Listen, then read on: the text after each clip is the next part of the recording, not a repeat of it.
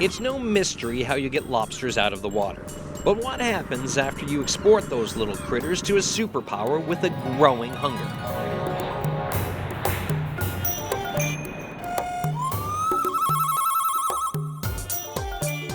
It's soon time for dinner service in the high-end hotels of Shanghai's Pudong district.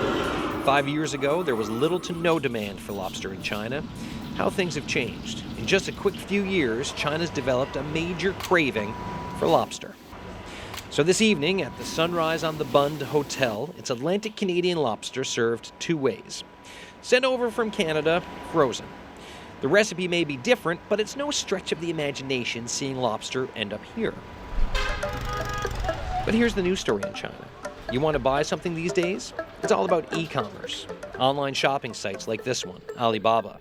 Online shopping only really picked up in popularity in China 3 years ago.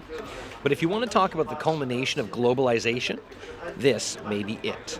On its annual completely made-up shopping holiday this year called Singles Day, Alibaba sold $1 billion worth of merchandise in the first 8 minutes. For the day, more than $14 billion. Last year, Chinese people bought 100 tons of Canadian lobster on Alibaba. This year, 300 tons. Welcome to Tongchuan Road Market, the biggest seafood market in Shanghai. If it comes from the ocean and people eat it, you can find it somewhere along this road. And this little shop is owned by Mr. Shanming Ding. A few weeks ago, he got a visit from the man himself, Jack Ma, the head of Alibaba. That's like having Bill Gates visit your computer shop to say good job. With Mr. Ding is Mr. Jianhua Dai, today's tour guide in Shanghai. Mr. Dai is a businessman who buys a lot of lobster from Newfoundland, PEI, and New Brunswick. All of it through Whitecap Seafoods based in Newfoundland.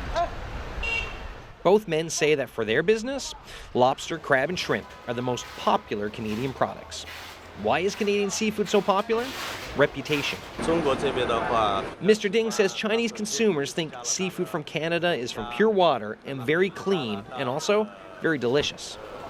So what happens if you get a hankering for Atlantic Canadian lobster in China but prefer dining in? These guys will deliver it to your door. Same-day delivery, by the way. Here's how it works.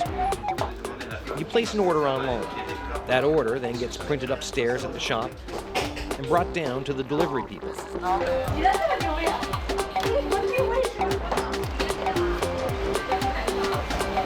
The lobster is put in a box, the box put on a bike. And that bike then delivers a lobster to your door. To your door delivery of a 2.2-pound lobster will run you around $70 Canadian. And if you're further away, no problem. There's a van and no shortage of airports. Mr. Ding's company sends live seafood all over China. Both men agree that demand for Canadian seafood will only continue to grow. Mr. Dai's advice for helping increase business: he says more resources need to be put into doing business with China and also give better prices. Last year, Newfoundland and Labrador exported more than $163 million worth of seafood to China.